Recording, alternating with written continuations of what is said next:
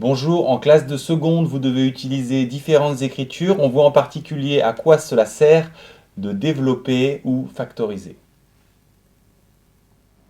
En milieu hostile, pour avancer et résoudre des problèmes, il faut adapter sa tenue, que l'on soit dans l'espace, dans l'eau ou dans le feu. En mathématiques, c'est pareil, il faut adapter les écritures en fonction du contexte. Et tout d'abord, il faut connaître les principales écritures. Ici, on a une somme de termes. Ici, un produit de facteurs. Forme factorisée, forme développée.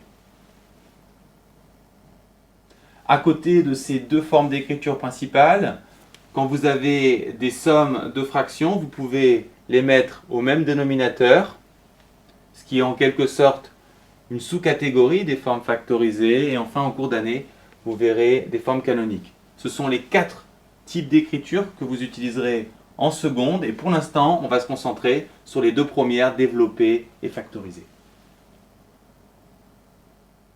Pour effectuer des calculs numériques, par exemple 5 x 17, depuis les petites classes, vous passez spontanément à l'écriture développée sans y penser, ce qui vous amène rapidement au résultat. Notez tout de même que dans certains cas, il est intéressant de garder la forme factorisée, même si l'on peut obtenir le résultat comme d'habitude.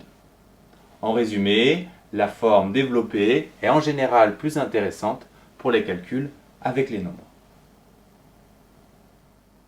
Par contre, dans l'univers des lettres, des équations et des inéquations, c'est la forme factorisée qu'il faut privilégier. Prenons un exemple. Pour ces deux équations, j'ai pris la même expression, ici factorisée, ici développée.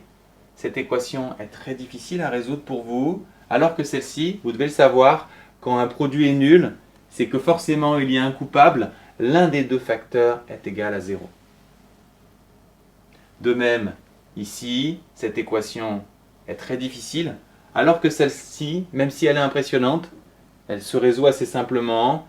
Un des trois facteurs est nul, et si vous remarquez que x carré plus 1 est toujours positif, c'est que l'un des deux autres facteurs est égal à 0. Malheureusement, si la forme factorisée est la plus intéressante, c'est aussi la plus difficile à obtenir.